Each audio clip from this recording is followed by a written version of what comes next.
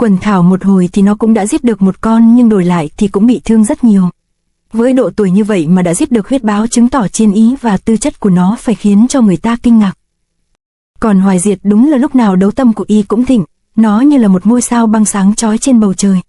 Nhưng có một người còn hiếm có hơn.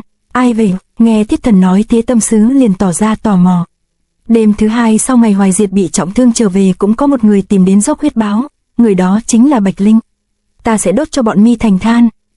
Con bé hiếu động cầm đuốc châm lửa hòng đốt cháy khu rừng, nhưng chính điều này đã làm kinh động đến huyết báo vương. Bầy của nó đã bị kinh động hôm trước nên thú tính của nó lúc này còn kinh khủng hơn. Thấy người đến nó liền lao tới tấn công ngay. Bạch Linh nào phải là đối thủ của nó nên chỉ với một phát vồ con bé đã bị khống chế ngay. Không những vậy, cả đàn báo cũng đã kéo tới. Ngay lúc Mạc Bạch Linh treo đầu sợi tóc ấy thì có một người chạy tới. Sư muội đừng có sợ, hãy ôm chặt lấy ta. Người đã cứu Bạch Linh là Hoài không ư? Đúng vậy, sau khi Hoài Diệt bị thương trở về, con bé Bạch Linh này muốn trút giận thay sư huynh của nó nên mới làm càn như vậy. Cũng may mà Hoài không đã kịp phát hiện, bám theo kịp thời giải cứu. Phía trước là vực thẳm, hết cách rồi đành liều một phen thôi. Hẻm vực rộng mấy trượng vậy mà Hoài không vừa cõng Bạch Linh lại liều mình không buông nhảy qua, tưởng rằng khi qua được bên này sẽ thoát, nhưng huyết báo vương dễ gì mà tha cho con mồi nên cũng đã lùa theo. Hoài không buông tay ra nhảy xuống vực đi, nếu nhảy xuống thì còn được một tia hy vọng sống. Chỉ một tia hy vọng ư? Không được. Huyết báo chờ sẵn trên miệng vực, nếu bỏ lên thì chỉ có nấc chết, còn nhảy xuống thì có hy vọng sống, nên Bạch Linh đã xúi Hoài không nhảy xuống. Không được, nhảy xuống vực là chết, đối diện với huyết báo vương cũng chết. Nếu cả hai đều là chết chín một sống thì ta thả liều chết với huyết báo vương. Ồ, Hoài không sao lại làm thế, đây chính là chỗ hơn người của nó. Lết lên được bên trên miệng vực, Hoài không lập tức lao vào cắn xé ngay với con huyết báo. Hai bên vật lộn với nhau không biết bao lâu, thú cắn người đấm liên miên không dứt. Một hồi sau thì Hoài không đã dùng hai tay siết được cổ của con huyết báo. Con huyết báo điên cuồng vùng người lên khiến cả hai cùng vào vách đá.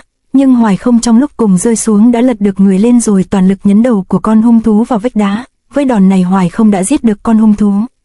Huyết báo vương đã chết, khiến bầy báo hoảng sợ không dám đến gần, lùi thủi bỏ đi.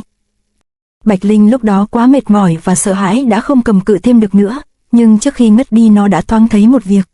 Hoài không đã cầm móng vuốt của con huyết vương báo lên rồi lấy móng vuốt rạch lên người của mình những vết rách sâu hoắm. Hảo tiểu tử, vì nghĩ tới lòng tự tôn của đại ca mà chịu đau đớn. Nếu Hoài Diệt biết tiểu đệ của nó giết huyết báo mà không bị thương thì nhất định sẽ làm tổn thương tình huynh đệ. Tuổi nhỏ như vậy mà đã xử sự rất thận trọng, Bạch Ất nghĩ tới đại cuộc, từ chuyện đó cho thấy tiềm chất và thực lực của Hoài không hề thua kém Hoài Diệt. Vì vậy mà chủ nhân đã giao thiên tội và việc tìm tuyệt thế hảo kiếm cho hắn. Cuối cùng thì màn đêm cũng đã buông xuống hòn đảo, biển thật là bình lặng, nhưng cũng có thể dậy lên sóng dữ bất cứ lúc nào. Ta tin rằng tối nay tên hung thủ đó sẽ lại xuất hiện. Đại ca, đệ đã bố trí chu tất, hy vọng tối nay chúng ta có thể bắt gọn được hung thủ. Đệ mỗi lần làm việc cho sư phụ đều toàn tâm dốc sức, chả trách sư phụ lại trọng dụng đệ như vậy. Làm cho sư phụ một chút việc còn con thì có xá gì với công ơn của ông ấy. Chúng ta phải nhất cẩn trọng, tên hung thủ này là không thể xem thường. Đệ huynh phải lo lắng cho đệ thật là có lỗi. Ta rất có lòng tin vào thực lực của đệ. Dù là nói như vậy nhưng những lời này cũng chỉ là Hoài Diệt dùng để đại bôi mà thôi. Trong lòng anh ta kỳ thực ngọn lửa đố kỵ đã bùng lên không nhỏ.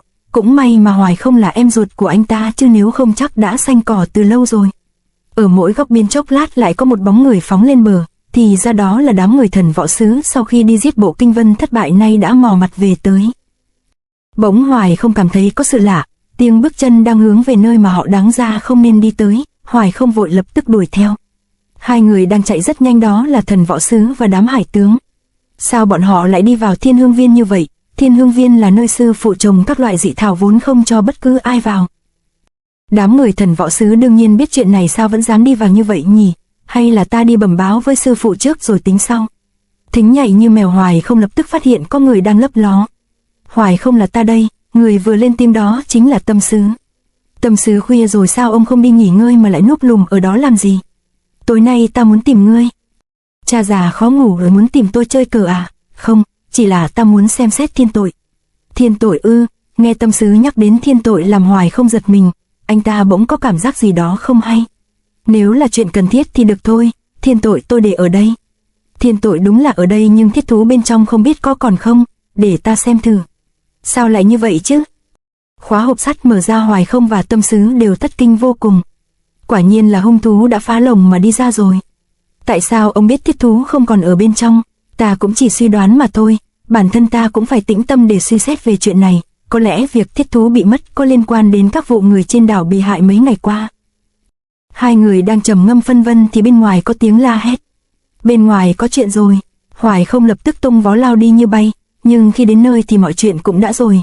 Như bao lần trước khi mọi người đến nơi thì hung thủ đã mất dạng, chỉ còn để lại nạn nhân chết không nhắm mắt. Lại tới trễ một bước, người chết lần này toàn thân xương cốt đều bị đánh gãy nát. Đại ca, huynh tới trước có phát hiện ra hung thủ không? Không, Hoài Diệt đến trước, nhưng trước câu hỏi của Hoài Không anh ta chỉ trả lời một câu cục lốc. Lúc này ở trong phòng của Hoài Không, Tâm Sứ ngồi im nhưng bông lòng thấy không an. Có sát khí, Tâm Sứ nhà ngươi không cần suy đoán nữa đâu. Lời nói chưa dứt thì bức tường phía sau của Tâm Sứ đã bị phá nát, hàng loạt dây xích như tấm lưới cuốn lấy ông ta, nhanh, mãnh, quyết liệt, kẻ ra tay không cho Tâm Sứ một cơ hội phản kháng nào rồi kéo mạnh sợi dây xích. Là thần thánh phương nào mau nói danh tính, ta phải nghĩ cách gì đó thông báo cho Hoài Không. Nghĩ rồi Tâm Sứ dồn sức đạp mạnh vào bức tường, nhưng sức của tên tập kích không phải là yếu đã kéo cổ ông ta đi. Thủ pháp giết người lần này có vẻ rất khác. Kẻ giết người ra tay rất nhanh, nhưng sao không đánh một đòn chết ngay nạn nhân mà lại dây dưa củ hành như vậy? Xem ra hung thủ là kẻ rất tàn nhẫn. Tối nay chúng ta đã tăng cường phòng bị mà hắn ta lại chẳng thèm nghi kỵ gì cả. Tâm Sứ. Hoài Không lúc này chợt lạnh hết cả người vì anh ta thoáng thấy có điều gì đó khủng khiếp hơn chứ không đơn thuần là chảy máu chết người. Không kịp giải thích anh ta vội vã trở lại phòng mình. Hoài Diệt thấy Hoài Không tất tả như vậy thì chỉ im lặng nhìn bóng của anh ta từ từ xa khuất. Không biết trong lòng của Hoài Diệt giờ đây đang nghĩ cái gì, nhưng nét mặt thì khá ưu tư. Những người trèo lên cây hòng đưa người xuống thì bỗng cái cây liền đổ ập xuống. Hừ, giỏi thật, khi nãy hung thủ đem kinh lực của mình chốt thẳng vào thân cây, tu vị cũng không phải tầm thường. Hoài Không, để biết càng nhiều chuyện thì lại càng thêm nguy hiểm. Càng nghĩ càng thấy thì Hoài Diệt lúc này lại càng lo cho em trai của mình. Kỳ thực Hoài Diệt đã gặp tên giết người trước khi Hoài Không đến. Báo đồng bọn tới cứu người ư? Vọng tưởng. Thì ra người này trèo lên cây kêu cứu, nhưng kẻ ám toán chỉ cần đấm vào thân cây truyền kinh lực theo đó mà đã khiến anh ta chết thảm. Ồ, lại thêm một đứa, được, hãy cùng về Tây Phương luôn đi cho có bạn. Bị Hoài Diệt phát hiện, tên ám sát không hề nề hà mà lao vào tấn công ngay, giao kích qua lại vài chiêu hắn ta đã bị Hoài Không đánh lui. Phá không nguyên thủ ư? Không sai. Hoài Diệt, công lực của nhà ngươi quả nhiên là có chút cân lượng. Đó chỉ là một phần công lực, ngươi có gan thì qua đây tiếp đi. Được. Giống tính cách của ta lắm, đều là cuồng vọng hơn người, nhưng hôm nay ta hơi bận, sau này sẽ đến tìm ngươi. Hồ ly chúa cuối cùng cũng đã không giấu được cái đuôi dài, Thiết Tâm đảo yên ổn như vậy là cũng đủ rồi.